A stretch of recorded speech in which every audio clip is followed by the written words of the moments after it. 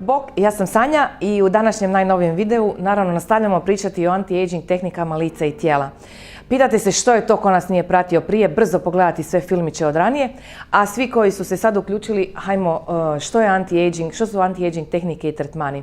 To su medicinske tehnike i medicinski postupci koji se primarno rade u poliklinikama, dermatološkim poliklinikama i sličnim medicinskim ustanovama, kojima radimo što? Radimo generalnu rejuvenaciju lica i tijela kod žena i kod muškaraca, jer svi smo mi osjetljivi na te borice ispod očiju, one na čelu i na zategnutu kožu. Odnosno, naravno, onaj prekrasan glow kojeg vidimo u ogledalu kad se svako jutro pogledamo.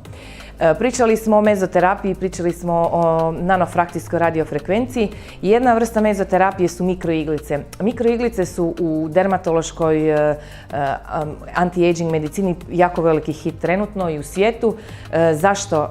Njima se postiže vrlo brzo učinak rejuvenacije kože, znači kompletno nam se koža regenerira, hidrira, a u Poliklinici Markušić, u kojoj ćemo sad malo zaviriti da nam objasne cijeli postupak, rade sa jednom vrlo inovativnom tehnikom, odnosno proizvodima, Genosis microneedling proizvodima i tehnikom, koji imaju jako lijepe rezultate na uklanjanje bora, uklanjanje pigmentacija, uklanjanje različitih aknaste kože, znači svi koji su preboljeli akne imaju nekakve ožiljke. Općenito koriste to za regeneraciju i rejuvenaciju cijelog lica, da dobijete onaj lijepi, zdravi izgled u ogledalu.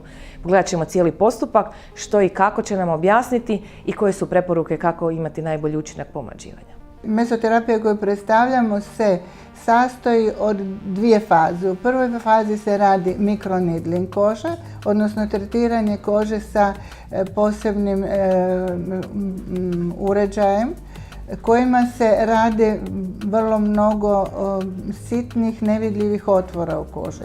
U drugoj fazi mezoterapije na kožu nanosimo mezoterapijske koktele koji svi sadrže hijaluron i sadrže jedan spektar aktivnih supstanci sa različitim funkcijama. Znači, to su kompleksi vitamina, to su antioksidansi, to su faktori rasta. Vrlo su interesantni ti faktori rasta koji unošenjem u kožu počinju djelovati na način da aktiviraju sve stanice kože da se počinju regenerirati.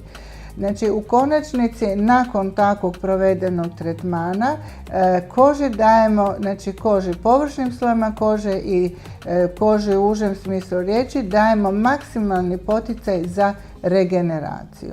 Mikroneedling tretmani koje mi provodimo već duže vrijeme u kombinaciji sa Genosis mezoterapijskim koktelima su vrlo moderni, vrlo efikasni, u praksi su se pokazali jako dobrima, jako efikasnima. Tretmani nisu previše agresivni, ali su jako efikasni. Ok, nadam se da vam je ovaj video bio zanimljiv, poučan, informativan. Naravno, informacija ima jako puno, tehnike stalno nove dolaze, tako da sve koji se žele više informirati sugeriram web stranica Poliklinike Markušić, Facebook stranica Poliklinike Markušić. Mi se vidimo, čujemo, pričamo o novim anti-aging tehnikama i stalno vam donosimo neke novosti iz svijeta anti-aging medicine.